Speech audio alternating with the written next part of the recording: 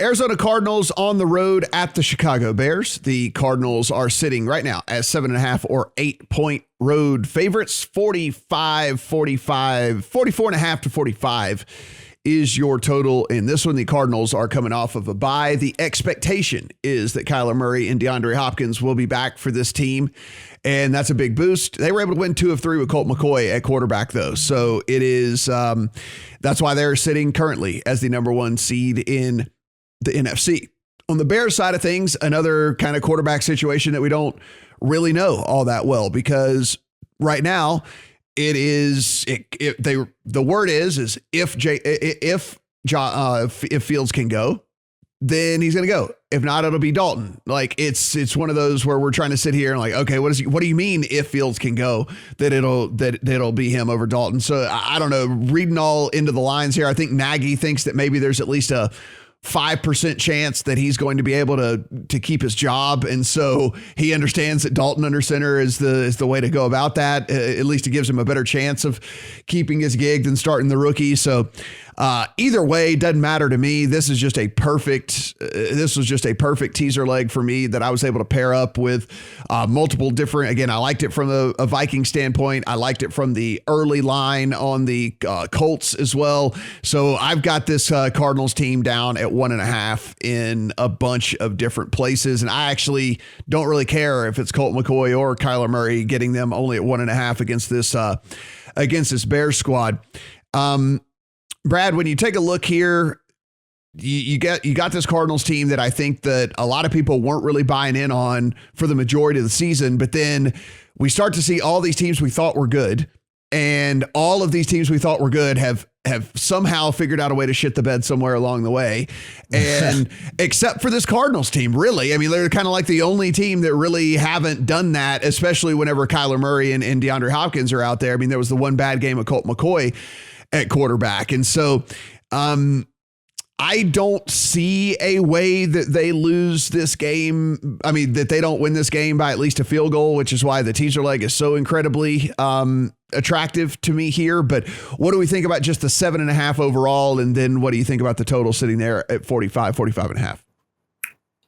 I think it's a very, very cheap price for an elite team in the NFL here, getting like their weapons back, getting their MVP style quarterback back. When Murray was in there, he was leading the NFL in expected points added, completion percentage over expectation. Like, that was probably one of the best offenses in the NFL. So their season long offensive DVOA sits at 10, but I think you can bump that up to like top 5 easy. Defense DVOA is still third in the NFL.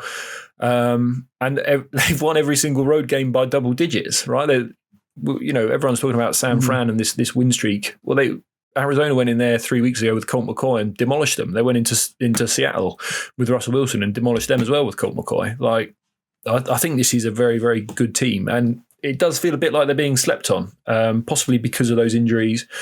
As you said, they've just been taking care of business, like just beating everyone who's put in front of them. And I think they're a genuine Super Bowl contender. And especially this sort of blitz heavy scheme that they're going to throw at this Bears offensive line, I think that's going to be a bloodbath. And then you talk about the Bears defense, like now they're missing their middle linebacker, Roquan Smith, already got Khalil Mack, Akeem Hicks is banged up. Like, I don't know. This is a huge mismatch in my eyes.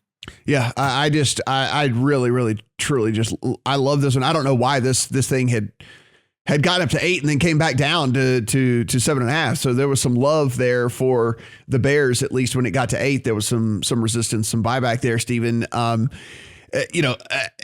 I don't know if it matters to you whether it's going to be Fields or Dalton. You tell me. But I mean, either way, to me, there's no playmaker. They're not getting, Allen Robinson's banged up. He hadn't been able to get on the field the last couple of weeks.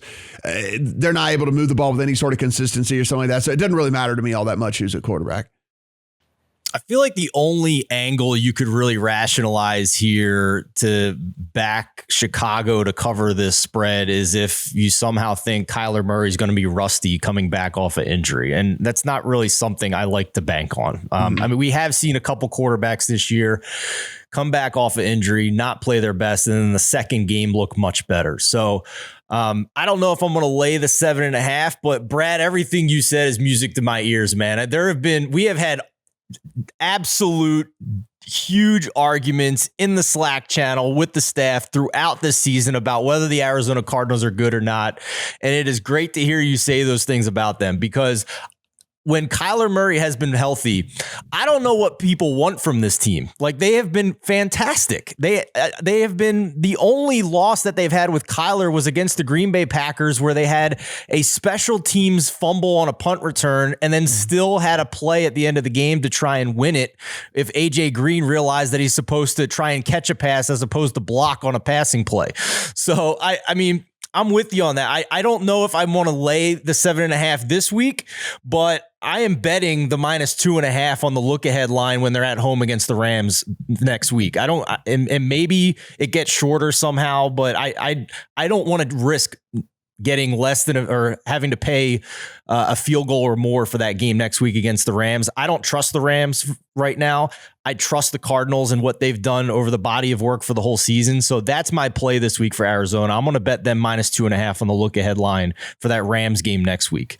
I'm very interested whenever the prop numbers get posted.